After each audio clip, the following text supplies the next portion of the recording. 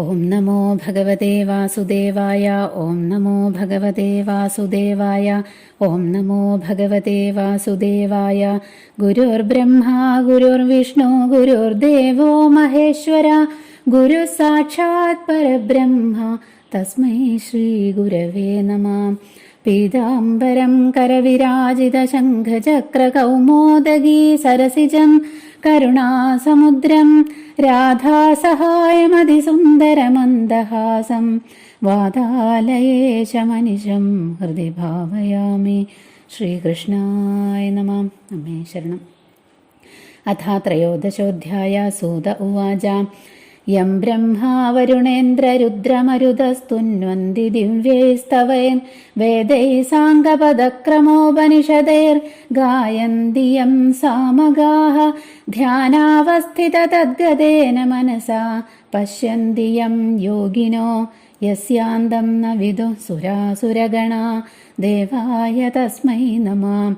പൃഷ്ഠേ ഭ്രാമ്യതമന്ദമന്ദരഗിരിഗ്രാവാഗ്രകണ്ഡൂയനാ നിദ്രാലോ കമഠാകൃതേർഭഗവതശ്വാസാനിലാപാന്തുവ യൽ സംസ്കാരകലാനുവർത്തനവശാദ്വേലാനിഭേനാംഭസാം യാദായാദമദന്ത്രിദം ജലനിധേർനാദ്യാഭിവിശ്രാമ്യതി. പുരാണസംഖ്യാസംഭൂതിമസ്യ വാച്യപ്രയോജനെ ദാനം ദാനസ്യ മാഹാത്മ്യം പാഠാദേശ്ച നിബോധത. ബ്രാഹ്മം ദശസഹസ്രാണി പാത്മം പഞ്ചോനഷഷ്ടി ച ശ്രീവൈഷ്ണവം ത്രയോവിംശച്ചതുർവിംശതിശൈവകം. ദശാഷ്ടൗ ശ്രീഭാഗവതം നാരദം പഞ്ചവിംശതി മാർക്കണ്ഡം നവവാഹ്നം ച ദശപഞ്ചചതുശ്ശതം.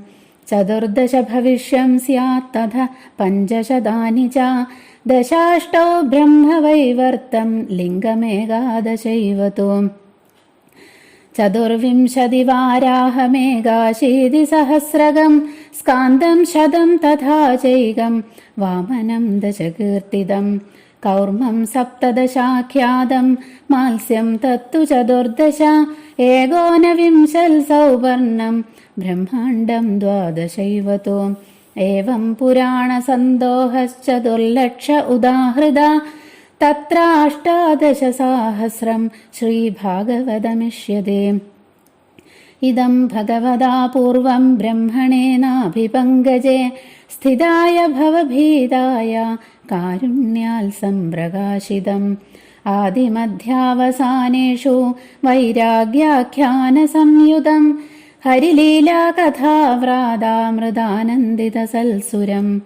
സർവവേദാന്തസാരം യൽ ബ്രഹ്മാത്മൈകത്വലക്ഷണം വസ്തുദ്വിതീയം തന്നിഷ്ഠം കൈവല്യൈകപ്രയോജനം. പ്രൗഷ്ടപദ്യാം പൗർണമാസ്യാം ഹേമസിംഹസമന്വിതം ദദാതി യോ ഭാഗവതം സയാതി പരമാം ഗതിം. രാജന്തേ താവദന്യാനി പുരാണാനി സദാം ഗണേ യാവന്ന ദൃശ്യതേ സാക്ഷാൽ ശ്രീമദ്ഭാഗവതം പരം. സർവവേദാന്തസാരം ഹി ശ്രീഭാഗവതമിഷ്യതേ തദ്രസാമൃതതൃപ്തസ്യ നാന്യത്ര സ്യാദ്രതിക്വചിൽ. നിമ്നഗാനാം യഥാ ഗംഗാ ദേവാനാമച്യുതോ യഥാ വൈഷ്ണവാനാം യഥാ ശംഭു പുരാണാനാമിദം തഥാ. ക്ഷേത്രാണാം ചൈവ സർവേഷാം യഥാ കാശീഹ്യനുത്തമാ തഥാ പുരാണം വ്രാതാനാം ശ്രീമദ്ഭാഗവതം ദ്വിജാഃ. ശ്രീമദ്ഭാഗവതം പുരാണമമലം യദ്വൈഷ്ണവാനാം പ്രിയം യസ്മിൻ പാരമഹംസ്യമേകമമലം ജ്ഞാനം പരം ഗീയതേ. തത്ര ജ്ഞാനവിരാഗഭക്തിസഹിതം നൈഷ്കർമ്മ്യമാവിഷ്കൃതം തച്ഛൃണ്വൻ വിപഠൻ വിചാരണപരോ ഭക്ത്യാ വിമുച്യേന്നരാ. കസ്മൈ യേന വിഭാസിതോയമതുലോ ജ്ഞാനപ്രദീപപുരാ തദ്രൂപേണ ച നാരദായ മുനയേ കൃഷ്ണായ തദ്രൂപിണാം. യോഗീന്ദ്രായ തദാത്മനാഥ ഭഗവദ്രാധായ കാരുണ്യത തച്ഛുദ്ധം വിമലം വിശോകമമൃതം സത്യം പരം ധീമഹി. നമസ്തസ്മൈ ഭഗവതേ വാസുദേവായ സാക്ഷിണേ യ ഇദം കൃപയാ കസ്മൈ വ്യാജചക്ഷേ മുമുക്ഷവേ. യോഗീന്ദ്രായ നമസ്തസ്മൈ ശുകായ ബ്രഹ്മരൂപിണേ സംസാരസർപ്പദഷ്ടം യോ വിഷ്ണുരാധമമോമുജൻ. ഭവേ ഭവേ യഥാ ഭക്തി പാദയോസ്തവ ജായതേ തഥാ കുരുഷ്വ ദേവേശ നാഥസ്ത്വം നോ യദ പ്രഭോ. നാമസങ്കീർത്തനം യസ്യ സർവപാപപ്രണാശനം പ്രണാമോ ദുഃഖശമനസ്തം നമാമി ഹരിം പരം. ഭവേ ഭവേ യഥാ ഭക്തി പാദയോസ്തവ ജായതേ തഥാ കുരുഷ്വ ദേവേശ നാഥസ്ത്വം നോ യദ പ്രഭോ. നാമസങ്കീർത്തനം യസ്യ സർവപാപപ്രണാശനം പ്രണാമോ ദുഃഖശമനസ്തം നമാമി ഹരിം പരം. ഇതി ശ്രീമദ്ഭാഗവതേ മഹാപുരാണേ പാരമഹംസ്യാം സംഹിതായാം ദ്വാദശസ്കന്ധേ ത്രയോദശോऽധ്യായः. സമാപ്തോയം ദ്വാദശസ്കന്ധഃ. സർവത്ര ഗോവിന്ദനാമ സങ്കീർത്തനം. ഗോവിന്ദ ഗോവിന്ദ. ഓം നമോ ഭഗവതേ വാസുദേവായ. അഥ തൃതീയോऽധ്യായः. ശ്രീശുക ഉവാച. അഥ സർവഗുണോപേത കാലപരമശോഭന യർഹ്യേവാജനജന്മർക്ഷം ശാന്തർക്ഷഗ്രഹതാരകം ദിശപ്രസേദുർഗഗനം നിർമ്മലോടുഗണോദയം മഹീമംഗളഭൂയിഷ്ഠ പുരഗ്രാമം വ്രജാകര നദ്യപ്രസന്നസലിലാ ഹൃദാ ജലരുഹശ്രിയാ ദ്വിജാളികുലസന്നാദസ്തവഗാവനരാജയാ വവോ വായുസുഖസ്പർശ പുണ്യഗന്ധവഃ ശുചി അത്നയശ്ച ദ്വിജാദീനാം ശാന്താസ്തത്ര സമിന്ധതാം മനാംസ്യാസൻ പ്രസന്നാനി സാധൂനാമസുരദ്രുഹാം ജായമാനേ ജനേ തസ്മിൻ നേതുർദുന്ദുഭയോ ദിവി ജഗുക്കിന്നരഗന്ധർവാസ്തുഷ്ടുവു സിദ്ധചാരണ വിദ്യാധര്യശ്ച നനൃദു അപ്സരോഭിः സമം തദാ മുമുജുർമുനയോ ദേവാ സുമനാംസി മുദാന്വിതാ മന്ദം മന്ദം ജലധരാ ജഗർജുരനുസാഗരം നിശീഥേ തമ ഉദ്ഭൂതേ ജായമാനേ ജനാർദ്ദനേ ദേവക്യാം ദേവരൂപിണ്യാം വിഷ്ണു സർവഗുഹാശയാ ആവിരാസീദ്യഥാ പ്രാച്യാം ദിശീന്ദുരിവ പുഷ്കലാം തമദ്ഭുതം ബാലകമംബുജേക്ഷണം ചതുർഭുജം ശംഖഗദാരുധായുധം ശ്രീവത്സലക്ഷ്മംഗളശോഭികൗസ്തുഭം പീതാംബരം സാന്ദ്രപയോദസൗഭഗം മഹാർഹവൈഡൂര്യകിരീടകുണ്ടലത്യുഷാ പരിഷ്വക്തസഹസ്രകുന്തളം ഉദ്ദാമകാഞ്ചങ്കദകങ്കണാദിഭിർവിരോചമാനം വസുദേവ ഐക്ഷതാ സർവത്ര ഗോവിന്ദനാമ സങ്കീർത്തനം. ഗോവിന്ദ ഗോവിന്ദ. പീതാംബരങ്കരവിരാജിത ശംഖചക്രകൗമോദഗീ സരസിജം കരുണാസമുദ്രം രാധാസഹായമതിസുന്ദരമന്ദഹാസം വാതാലയേശമനിശം കൃതി ഭാവയാമി. ശ്രീഗുരുവായൂരപ്പ ശരണം. ദ്വാദശസ്കന്ധത്തിലെ 13-ാം അധ്യായത്തില് എല്ലാ പുരാണങ്ങളിലെയും ശ്ലോകങ്ങളുടെ സംഖ്യകളും അതുപോലെ തന്നെ മാഹാത്മ്യം, ഭാഗവത ഗ്രന്ഥം ദാനം ചെയ്തു കഴിഞ്ഞാലുള്ള ഗുണം, പ്രത്യേകിച്ചും ഭാഗവതത്തിന്റെ മാഹാത്മ്യം, ഇതൊക്കെ വിവരിക്കണം. അത് പറയുന്നതിന് മുമ്പായിട്ട് കഥ മുഴുവൻ പറഞ്ഞുകൊടുത്തുള്ള സൂത പൗരാണികൻ ഈ എല്ലാ പുരാണങ്ങളിലും പറയുന്ന പ്രതിപാദ്യ വിഷയമായിട്ടുള്ള ഭഗവാനെ നമസ്കരിക്കണം. ഈ ഭഗവാനെ ആരൊക്കെയാണ് നമസ്കരിക്കുന്നത്, ആരൊക്കെയാണ് നമസ്കരിക്കാത്തതെന്ന് വെച്ചാൽ മതി. കാരണം ഭഗവാനല്ലാതെ മറ്റൊന്നിവിടെ ഇല്ല. യം ബ്രഹ്മാ വരുണേന്ദ്ര രുദ്രമരുത സ്തുന്വന്തി ദിവ്യേസ്തവേ.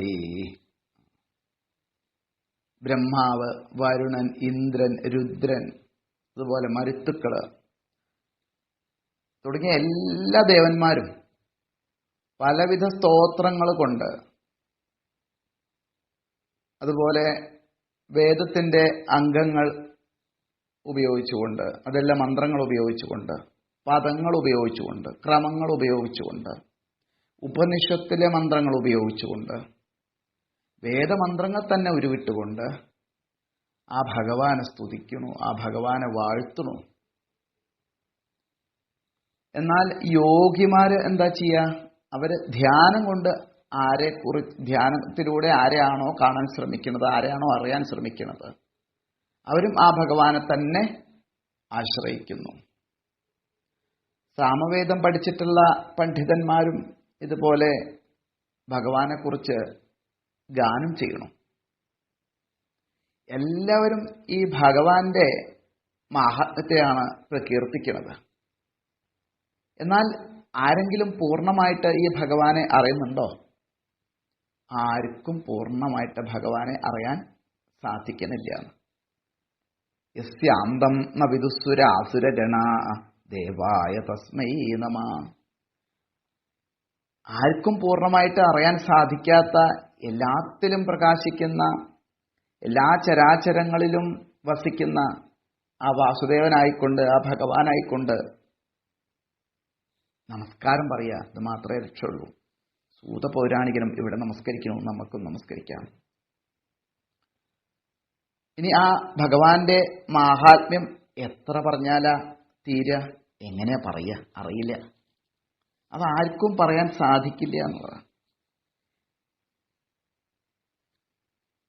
ഭാഗവതത്തിൽ തന്നെ പ്രധാനപ്പെട്ട കഥകളിലൂടെ പോയാൽ ആ മാഹാത്മ്യത്തെ നമുക്ക് കുറച്ചൊക്കെ അവിടെ ഇവിടെ മനസ്സിലാക്കാം. പ്രത്യേകിച്ചും പാലാഴി മഥനം നടക്കുന്ന സമയത്ത് മന്ദരപർവ്വതം താന്നുപോയി അല്ലേ? അപ്പൊ അതിനെ ഉയർത്തിക്കൊണ്ടുവരാൻ വേണ്ടി കൂർമാവതാരം സ്വീകരിച്ചിട്ടുള്ള ഭഗവാൻ ആ മന്ദരപർവ്വതത്തെയും ധരിച്ചുകൊണ്ടാണ് നിൽക്കുന്നത് അടിയില്.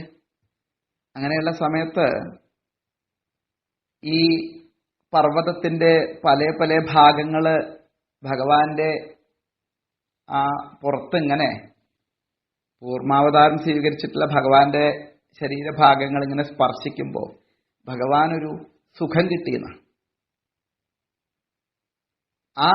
അത് സ്പർശിക്കുമ്പോൾ ഉണ്ടാകുന്ന സുഖം കൊണ്ട് ഭഗവാൻ ഉറങ്ങിപ്പോയിന്നും. നിദ്രാലോ കമഠാകൃതേ ഭഗവത എന്ന് പറയും. അപ്പോ അങ്ങനെയുള്ള ആ ഭഗവാൻ ഉറക്കം പ്രാപിച്ച സമയത്ത് ഭഗവാന്റെ ശ്വാസവായുക്കള് അപ്പോഴും ഇങ്ങനെ ചലിച്ചുകൊണ്ടേയിരുന്നു. ആ ചലനം ഇന്നും തുടർന്നുകൊണ്ടേയിരിക്കുന്നു. സമുദ്രത്തിന്റെ ചലനം അങ്ങനെ ഉണ്ടായതാണെന്ന് പറയുന്നു. ഇപ്പൊ ഭഗവാന്റെ മാഹാത്മ്യം നമുക്ക് എത്ര പറഞ്ഞാൽ അവസാനിക്കുക, എവിടെയാ ചെന്ന് എത്തുക? അതാർക്കും പറയാൻ സാധിക്കില്ല എന്നർത്ഥം. ഇവിടെ അങ്ങനെ മന്ദരപർവ്വതത്തെ ഉയർത്തിപ്പൊന്തിച്ചിട്ടുള്ള ആ ഭഗവാൻ നമ്മളെയും ഉയർത്തട്ടെ. എങ്ങനെ? നമ്മൾ ഈ സംസാര സാഗരത്തില് മുങ്ങി താന്നുകൊണ്ടിരിക്കുകയാണല്ലോ. നമ്മളെയും ഉയർത്തട്ടെ. നമ്മുടെ മനസ്സാകുന്ന മന്ദരപർവ്വതത്തെ ഭഗവാൻ ഉയർത്തട്ടെ എന്ന് നമുക്കും പ്രാർത്ഥിക്കാം. എല്ലാ ആപത്തുകളിൽ നിന്നും നമ്മളെ രക്ഷിക്കട്ടെ എന്ന് പ്രാർത്ഥിക്കാം. അതിനാണ് നമ്മൾ ഭാഗവതം പഠിക്കുന്നത്, മനസ്സിലാക്കുന്നത്, കീർത്തിക്കുന്നത്, ശ്രവിക്കുന്നത്. പിന്നീട് പുരാണങ്ങളിലെ ശ്ലോകസംഖ്യയെക്കുറിച്ച് പറയണം. അങ്ങനെ പുരാണങ്ങളിലെ ശ്ലോകസംഖ്യ പറയുന്ന സമയത്ത് ഏകദേശം ഒരു 18 പുരാണങ്ങളെ ഇവിടെ സൂചിപ്പിക്കുന്നുണ്ട്. പ്രധാനപ്പെട്ട പുരാണങ്ങളൊക്കെ.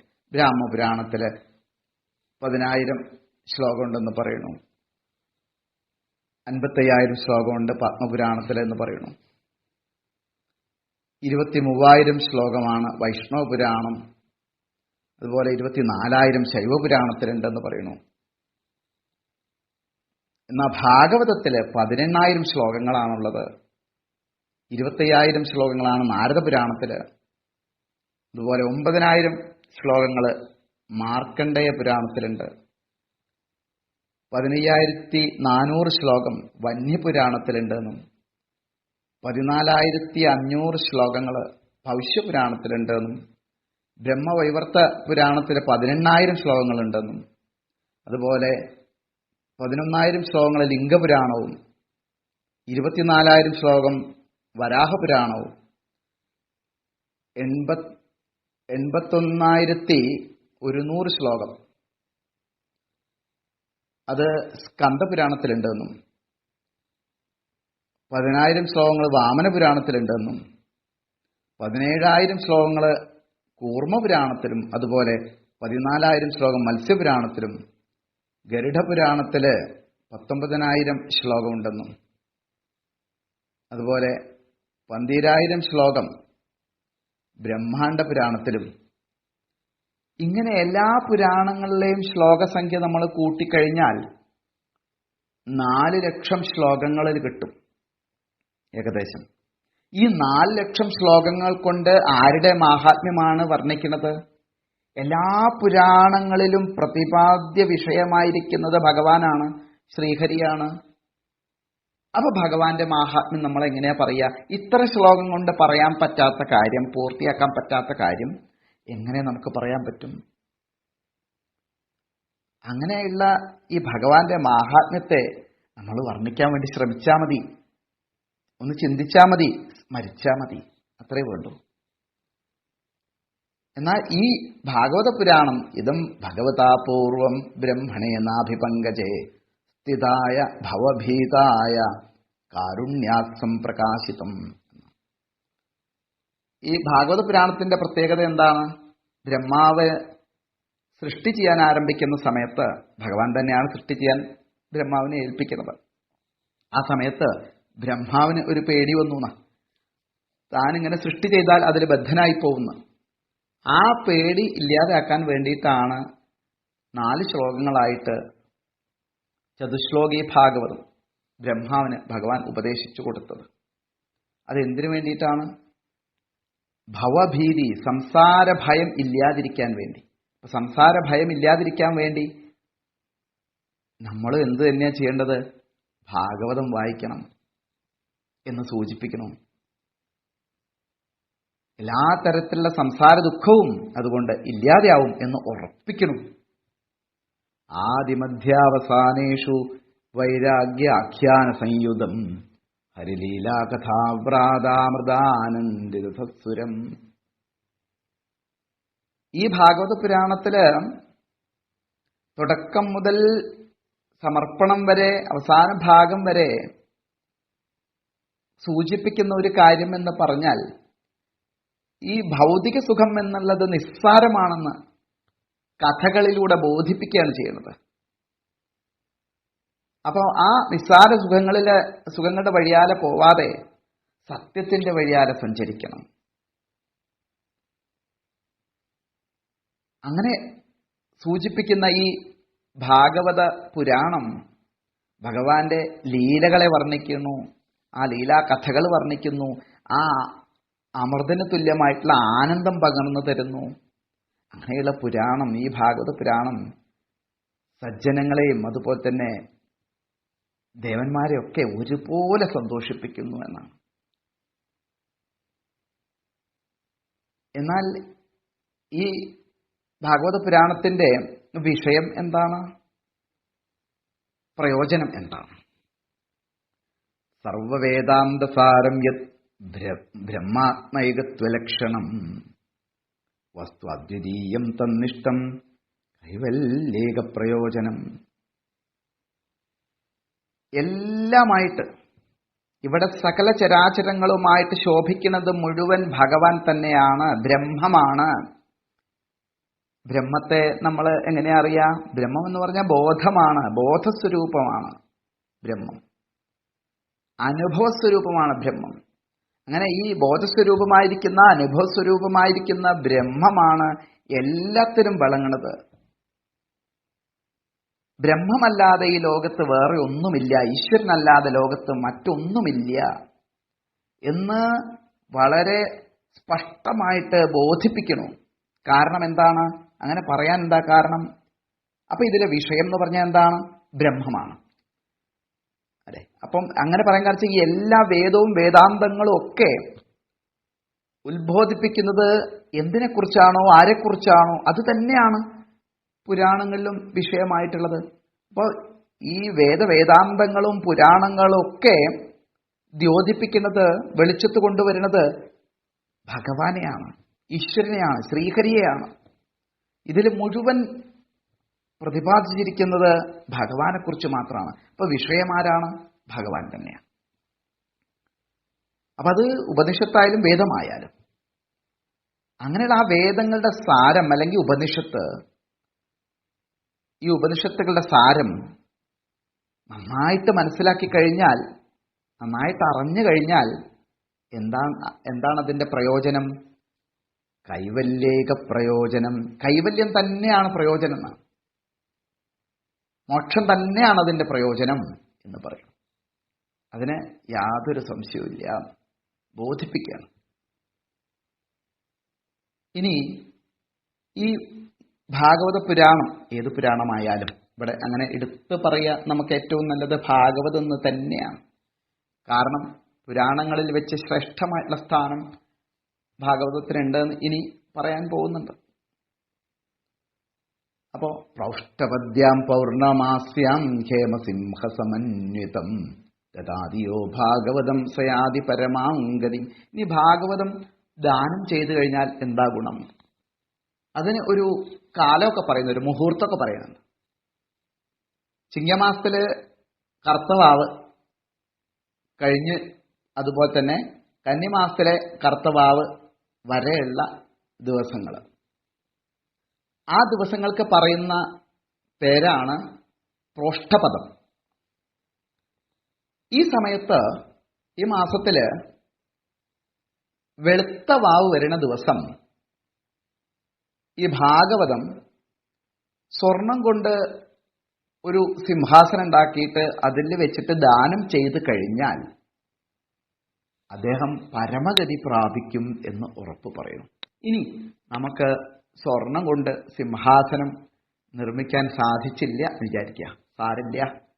ഭാഗവതം സ്വർണ സിംഹാസനത്തിലിരിക്കുന്നതാണ് എന്ന് സങ്കല്പിച്ച് ദാനം ചെയ്താൽ മതി. ഭാഗവതം ദാനം ചെയ്യാൻ സാധിക്കണം. ആർക്കെങ്കിലും ഒരു ഭാഗവതത്തിനോട് താല്പര്യം തോന്നിക്കഴിഞ്ഞാൽ, തോന്നിപ്പിക്കാൻ നമുക്ക് സാധിച്ചാൽ അത് വലിയ കാര്യം, ദാനം ചെയ്യാൻ തോന്നിയാൽ അതിലും വലിയ കാര്യം. അപ്പോ ചെയ്യേണ്ട ഒരു പ്രധാനപ്പെട്ട കർമ്മം അവിടെ സൂചിപ്പിക്കുന്നു. രാജന്തേ താവതന്യാനി പുരാണാനി സദാംഗണേ യാവന്ന ദൃശ്യതേ സാക്ഷാത് ശ്രീമദ് ഭാഗവതം പരം എന്ന് പറയുന്നു. എന്താ ഈ ഭാഗവത്തിന് ഇത്രയധികം പ്രാധാന്യം? മറ്റു പുരാണങ്ങളൊക്കെ നമ്മൾ കേട്ടു എന്ന് തന്നെ വിചാരിക്കുക, മറ്റു പുരാണങ്ങൾ നമ്മൾ പഠിച്ചു എന്ന് തന്നെ വിചാരിക്കുക. പക്ഷേ അതിനുശേഷമാണ് ഭാഗവതം പഠിച്ചതെന്ന് വിചാരിക്കുക, പിന്നെ മറ്റു പുരാണങ്ങളിലേക്ക് നമ്മൾ പോവില്ല. കാരണം ഈ ഭാഗവത പുരാണം പഠിക്കുന്നത് വരെയോ മനസ്സിലാക്കുന്നത് വരെയോ മറ്റു പുരാണങ്ങളെ ആശ്രയിക്കുള്ളൂ. കാരണം ഇത് ഭഗവാൻ നേരിട്ടിട്ട് കൊടുത്തതാണ് ബ്രഹ്മാവിന്. ആ ഒരു കൈവഴി പറയുന്നുണ്ടല്ലോ, വന്നിട്ടുള്ള ഭാഗവതം ഇറങ്ങി വന്നിട്ടുള്ള കൈവഴി പറയുന്നുണ്ടല്ലോ, നമുക്ക് സൂചിപ്പിക്കാം. അപ്പോൾ മറ്റ് പുരാണങ്ങളിൽ നമുക്ക് താല്പര്യം എത്രത്തോളം ഉണ്ട് എന്ന് വെച്ചാൽ അത് ഭാഗവതം കേൾക്കുന്നത് വരെ ഉണ്ടാവുള്ളൂ. അത് കഴിഞ്ഞാൽ പിന്നെ നമ്മളെ താല്പര്യം മുഴുവൻ ഭാഗവതത്തിലേക്ക് പോകും. കാരണം ഇതിൽ ആനന്ദമാകുന്ന അമൃത് അത്രയ്ക്കധികം നിറച്ചു വെച്ചിട്ടുണ്ടെന്ന്. ഭഗവാനെക്കുറിച്ച് മാത്രമാണ് പറയണത്. ഭഗവാനാവുന്ന അമൃതം നമുക്ക് സേവിക്കാം, കഴിക്കാം, ദാഹം മാറുന്നത് വരെ കുടിക്കാം എന്ന് പറയണം. അങ്ങനെയുള്ള ഈ ഭാഗവതം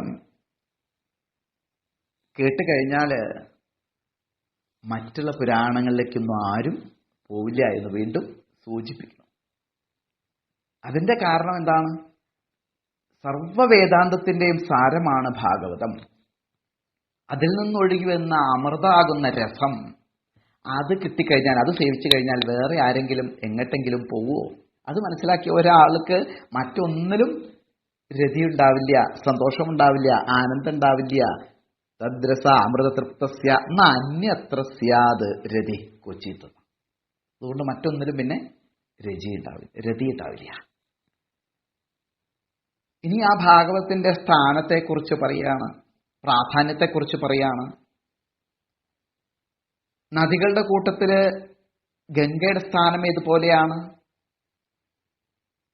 അതുപോലെ തന്നെ വിഷ്ണുഭക്തന്മാരുടെ കൂട്ടത്തില് അല്ലെങ്കിൽ ദേവന്മാരുടെ കൂട്ടത്തിൽ വെച്ചിട്ട് അച്യുതന് എത്രത്തോളം സ്ഥാനമുണ്ട്, കൃഷ്ണൻ എത്രത്തോളം സ്ഥാനമുണ്ട്, അതുപോലെ വൈഷ്ണവ ഭക്തന്മാർക്ക് ദേവന്മാരുടെ ഇടയിൽ എത്രത്തോളം സ്ഥാനമുണ്ട്, ശിവഭക്തന്മാരുടെ ഇടയിൽ മഹാദേവന് എത്രത്തോളം സ്ഥാനമുണ്ട്, അതുപോലെയാണ് പുരാണങ്ങളുടെ കൂട്ടത്തിൽ ഭാഗവതത്തിന്റെ സ്ഥാനം എന്ന് പറയുന്നു. അപ്പോ അത്രയ്ക്കധികം പ്രാധാന്യം ഏത് പുരാണത്തിനുണ്ട്? ഭാഗവത പുരാണത്തിന് ഉണ്ട്. ഇനിയിപ്പോ ക്ഷേത്രങ്ങളെ കൂട്ടത്തിൽ എടുക്കുകയാണെങ്കിൽ നമ്മൾ ഏറ്റവും അധികം പ്രാധാന്യം കൊടുക്കുന്ന ഒരു ക്ഷേത്രമാണ് കാശി. ക്ഷേത്രാണം ചൈവ സർവേഷാം യഥാ കാശി ഹ്യനുത്തമ. അത്രയും ഉത്കൃഷ്ടമായിട്ടുള്ള ക്ഷേത്രമാണ്. അതുപോലെ തന്നെയാണ്, അതുപോലെ ഒരു സ്ഥാനമാണ് ഭാഗവത പുരാണത്തിന് പുരാണങ്ങളിൽ വെച്ചിട്ട് ഉള്ളത്. ഇതെല്ലാവരും സമ്മതിച്ചിട്ടുള്ള കാര്യമാണ് എന്നും കൂടി സൂചിപ്പിക്കുന്നു. ഇനി ഇങ്ങനെയുള്ള ഈ ഭാഗവതം പഠിച്ചു കഴിഞ്ഞാൽ, ഭക്തിപൂർവം അതിനെ സമീപിച്ചു കഴിഞ്ഞാൽ, തച്ഛൃണ്വൻ വിപഠൻ വിചാരണപരോ ഭക്ത്യാ വിമുച്യേന്നര. എന്താണ് ഇതിന്റെ ഗുണം എന്നുള്ളത് എടുത്തു പറയണം. ഈ ഭാഗവത പുരാണം ആരാണോ പാരായണം ചെയ്യുന്നത്, കേൾക്കുന്നത്, കീർത്തിക്കുന്നത്, അവർക്ക് സംസാരത്തിലുള്ള സകല ബന്ധങ്ങളിൽ നിന്നും മോചനം ഉറപ്പാണ്. ഈ ഭാഗവതം കേൾക്കുന്നതോടുകൂടി ദ്വന്ദ്ങ്ങളിൽ നിന്നൊക്കെ മാറി നിൽക്കാൻ സാധിക്കും. എന്തൊക്കെയാണ് ദ്വന്ദ്ങ്ങൾ? രാഗം, ദ്വേഷം, അല്ലെ, ചൂട്, തണുപ്പ്, അങ്ങനെ എല്ലാത്തിലും ദ്വന്ദ്ങ്ങളുണ്ടല്ലോ. ഇതിൽ നിന്നൊക്കെ മാറി നിന്ന് മോക്ഷപദത്തിലേക്ക് ഉയരാൻ സാധിക്കും. കാരണം ഈ ഭാഗവതം എന്തിനെയാണ് ബോധിപ്പിക്കുന്നത്? ഭഗവാന്റെ വാത്സല്യത്തെക്കുറിച്ച് ബോധിപ്പിക്കണു. അതെല്ലാവർക്കും ഇഷ്ടമുള്ളതാണ്, താല്പര്യമുള്ളതാണ്, അമൃത് പോലെ രസമുള്ളതാണ്. അപ്പൊ ഇതിൽ കൂടെ പോയി കഴിഞ്ഞാൽ ഹംസങ്ങൾക്ക് നീരക്ഷീര വിവേചനം അറിയാൻ പറ്റുന്നത് പോലെ ഭാഗവതത്തിൽ കൂടെ പോയി കഴിഞ്ഞാൽ നമുക്കും ആ സംസാരത്തിൽ നമ്മളെ ബന്ധിപ്പിക്കുന്ന ഈ ദ്വന്ദ്ങ്ങളിൽ നിന്ന് മാറി ആ ചൈതന്യത്തിലേക്ക് പോവാൻ സാധിക്കും. അത് പരമഹംസന്മാരൊക്കെയാണ് സാധാരണ ധ്യാനത്തിൽ കൂടെയൊക്കെ അവിടെ എത്തുക. പക്ഷെ അവരെ അനുഭവ രൂപത്തിൽ അറിയുന്ന ആ ഭഗവാനെ ഈ രീതിയിൽ പോയി കഴിഞ്ഞാൽ, ഭക്തി ജ്ഞാന വൈരാഗ്യത്തിൽ കൂടെ പോയി കഴിഞ്ഞാൽ നമുക്കും അറിയാൻ സാധിക്കുമെന്ന് ഉറപ്പ് തരുന്നു.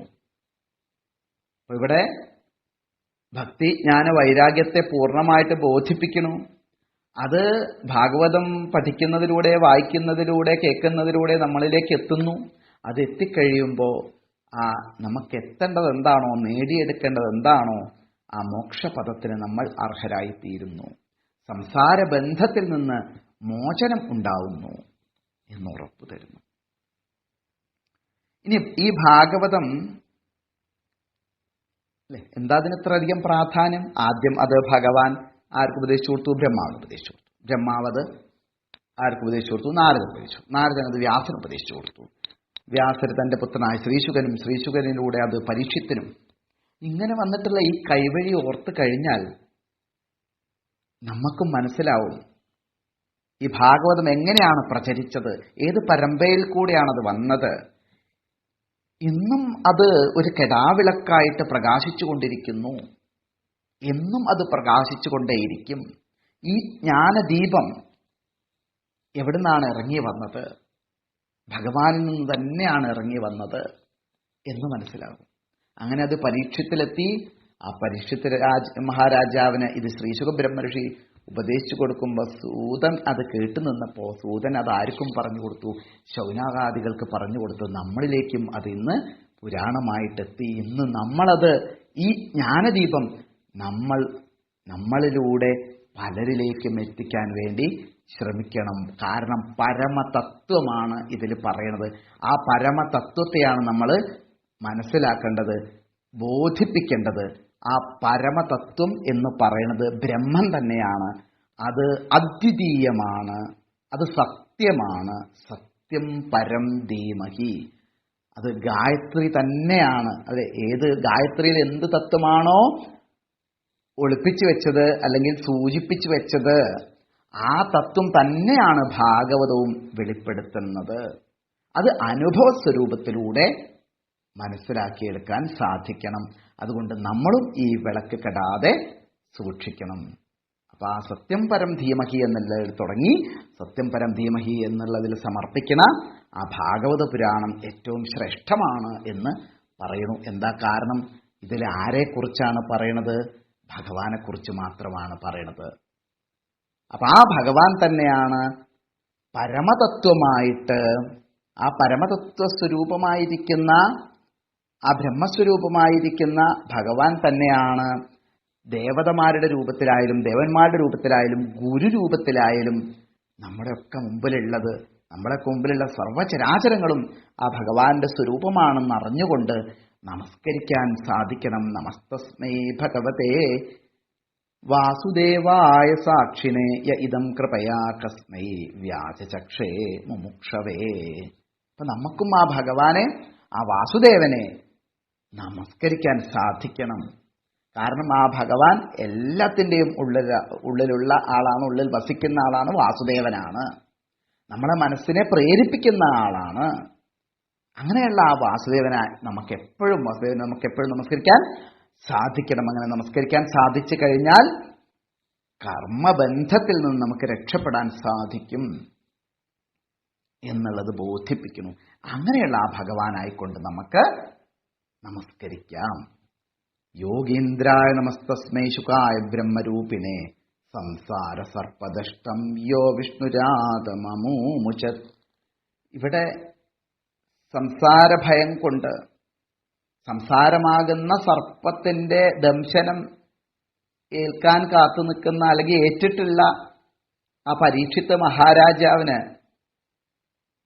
തന്റെ സംസാരത്തിൽ നിന്നും മോചനം നേടിക്കൊടുത്തുള്ള പരമാർത്ഥം മനസ്സിലാക്കി കൊടുത്ത് മോക്ഷത്തെ പ്രദാനം ചെയ്തിരിക്കുന്ന ആ വ്യാസപുത്രനായിരിക്കുന്ന, യോഗീന്ദ്രനായിരിക്കുന്ന, ബ്രഹ്മസ്വരൂപനായിരിക്കുന്ന ആ ശുകാചാര്യർക്കും നമുക്ക് നമസ്കാരം പറയാം. എല്ലാവരും, ഭാഗവതം എന്ന് പറഞ്ഞാൽ നമുക്ക് എല്ലാവരും നമസ്കരിക്കാൻ സാധിക്കണം, തല താഴണം. അപ്പോഴേ നമുക്കുള്ള ഈ അഹങ്കാരം മാറുള്ളൂ. അല്ലെ, എല്ലാം കിടക്കുന്ന ഈ മനസ്സ് കിടക്കുന്നത്, ശയിക്കുന്നത് അഹങ്കാരത്തിലാന്ന് പറയാറുണ്ട്. മനസ്സെപ്പോഴും ശയിക്കുന്നത് അഹങ്കാരത്തിലാന്ന് പറയും. അപ്പൊ അതൊന്നും കേട്ട് പുറത്തേക്ക് കിടക്കണമെങ്കിൽ നമസ്കരിക്കാൻ സാധിക്കണം. അതുകൊണ്ട് ആചാര്യന്മാർക്കായിക്കൊണ്ടും എല്ലാവർക്കുമായിക്കൊണ്ടും നമുക്ക്, പ്രത്യേകിച്ചും ഇവിടെ ഈ പരീക്ഷത്തിന് മോചനം നേടിക്കൊടുത്തിട്ടുള്ള ആ ശുകാചാര്യർക്ക് നമുക്ക് നമസ്കാരം പറയാം. ഇനി പ്രാർത്ഥനയാണ്. ഭവേ ഭവേധാ ഭക്തി പാദയോസ്തവ ജായതേ തഥാ കുരുഷ്വ യോഗേശ നാഥത്വന്നോ യദ പ്രഭോ. അങ്ങനെ അയക്കുന്ന പ്രഭോ, യോഗേശ, ഞങ്ങളെ എല്ലാ സമയത്തും കാത്തുരക്ഷിക്കുന്ന ഭഗവാനെ, അങ്ങ് എത്ര ജന്മം ഞങ്ങൾ സ്വീകരിച്ചാലും, എത്ര പ്രാവശ്യമായിക്കോട്ടെ, ഏത് തരത്തിലായിക്കോട്ടെ, ആ സമയത്തൊക്കെ ഭഗവാനെ അങ്ങയുടെ ആ പാദത്തില് പ്രേമമുണ്ടാവണേ, ഭക്തി ഉണ്ടാവണേ, അതിന് ഞങ്ങളെ അനുഗ്രഹിക്കണേ എന്ന് പ്രാർത്ഥിക്കുക. നമുക്കും പ്രാർത്ഥിക്കാം. തഥാ കുരുഷ്വ യോഗേശ നാഥസ്ത്വന്നോ യദ പ്രഭോ. അതുകൊണ്ട് ആ പാദത്തില് ഭവേ ഭവേ യഥാ ഭക്തി പാദയോസ്തവ ജായതേ. അതുകൊണ്ട് നമുക്കും പ്രാർത്ഥിക്കാം ഭക്തി ഉണ്ടാവാൻ വേണ്ടിയിട്ട്. നാമസങ്കീർത്തനം യസ്യ സർവപാപ പ്രണാശനം പ്രണാമോ ദുഃഖശമന തം നമാമി ഹരിം പരം. നമ്മൾ ആരെക്കുറിച്ചാണ് ഇവിടെ പാടുന്നത് മുഴുവൻ, കീർത്തിക്കുന്നത് മുഴുവൻ? ഭഗവാനെക്കുറിച്ചാണ്. ഇത് നാമപുരാണമാണ്. അതെ, ഭാഗവതത്തിലുള്ള ഓരോ വാക്കും ഭഗവാന്റെ നാമമാണ്, ഓരോ ശബ്ദവും ഭഗവാന്റെ നാമമാണ്. അതിൽ ഒരു പദം മതി, ഒരു ശ്ലോകത്തിന്റെ 4 ഭാഗമായിക്കോട്ടെ, അത് മാത്രം മതി എല്ലാ പാപങ്ങളും നശിക്കാൻ. അതുകൊണ്ട് വളരെ ഭക്തിയോടുകൂടി ഈ ഭാഗവതം കീർത്തിച്ചു കഴിഞ്ഞാൽ, നാമം ജപിച്ചു കഴിഞ്ഞാൽ എല്ലാ പാപങ്ങളും ഇല്ലാതെയാവും. അതുകൊണ്ട് ആ എല്ലാ തരത്തിലുള്ള ദുഃഖവും ഇല്ലാതാവാൻ വേണ്ടി, എല്ലാ തരത്തിലുള്ള അനുഗ്രഹവും ഉണ്ടാവാൻ വേണ്ടിയിട്ടും ആ ഭഗവാനായിട്ട് നമുക്ക് ഭഗവാന്റെ പാദങ്ങളിൽ നമുക്ക് നമസ്കരിക്കാം. പ്രണാമോ ദുഃഖശമന തം നമാമി ഹരിം പരം. ആ ദുഃഖങ്ങളില്ലാതെയായിട്ട് ആനന്ദത്തിൽ ആറാടാൻ വേണ്ടി, ആ ആനന്ദസാഗരത്തിൽ ആ അമൃതം പാനം ചെയ്യാൻ വേണ്ടി, അതിനൊരു അവസരം ലഭിക്കാൻ വേണ്ടി നമുക്കും നമസ്കരിക്കാം ഭഗവാന്റെ പാദങ്ങളിൽ. നാമസങ്കീർത്തനം യസ്യ സർവപാപപ്രണാശനം പ്രണാമോ ദുഃഖശമന തം നമാമി ഹരിം പരം. അങ്ങനെ പറഞ്ഞുകൊണ്ടാണ് ആ 13ാമത്തെ അധ്യായം അവിടെ സമർപ്പിക്കുന്നത്. ഭാഗവതം പാരായണം, പ്രഭാഷണം, ഇങ്ങനെ ഓരോ ദിവസം ഒരധ്യായം പാരായണം, ഒരധ്യായം ആ അധ്യായത്തിൻ്റെ തന്നെ പ്രഭാഷണം എന്നീ രീതിയിൽ നമുക്ക് വളരെ ഭംഗിയായിട്ട് ഗുരുവായൂരപ്പൻ്റെ അനുഗ്രഹം കൊണ്ട്, ഭഗവാന്റെ അനുഗ്രഹം കൊണ്ട് അത് നമുക്ക് പൂർത്തിയാക്കാൻ സാധിച്ചു, സമർപ്പിക്കാൻ സാധിച്ചു. ഭഗവാന്റെ പാദങ്ങൾ തന്നെ നമുക്കിത് മുഴുവൻ എന്തൊക്കെ പറഞ്ഞോ അത് എത്ര തന്നെ ഭംഗിയായിട്ട് പറഞ്ഞാലും, എത്ര തന്നെ ഈ അബദ്ധം എന്നുള്ളതില്ല ഭാഗവത്തിൽ. അങ്ങനെ എന്ത് പറഞ്ഞിട്ടുണ്ടെങ്കിലും മുഴുവൻ വാക്കുകളും നമുക്ക് ആ ഭഗവാന്റെ പാദങ്ങളിൽ സമർപ്പിക്കാം. ആ സമർപ്പിക്കുന്നതിന് മുന്നോടിയായിട്ട് നമുക്ക് ഭഗവാന്റെ അവതാരം ഒന്ന് പാരായണം ചെയ്തിട്ട് സമർപ്പിക്കാം അവതാര ശ്ലോകങ്ങൾ. ഓം നമോ ഭഗവതേ വാസുദേവായ. അഥ തൃതീയോധ്യായ. ശ്രീശുക ഉവാച.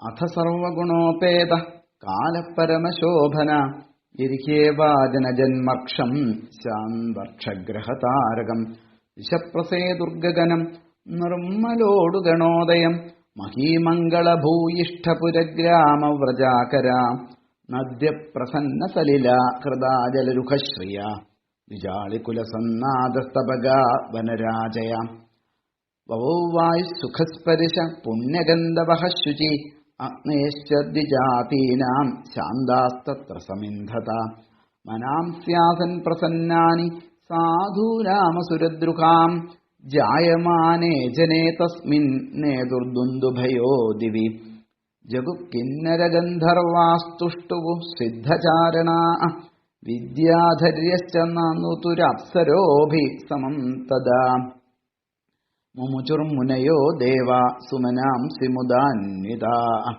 മന്ദം മന്ദം ജലധര ജഗർജുരനുസാഗരം നിശീധേതമൗദ്ഭൂതേ ജായമാനേ ജനാർദ്ദനെ ദേവക്യാം ദേവരൂപിണ്യാം വിഷ്ണു സർവഗുഹാശയ ആവിരാസീത്യഥാ പ്രാച്യാം ദിശീന്ദുരിവ പുഷ്കല സർവത്ര ഗോവിന്ദനാമ സങ്കീർത്തനം ഗോവിന്ദ ഗോവിന്ദ.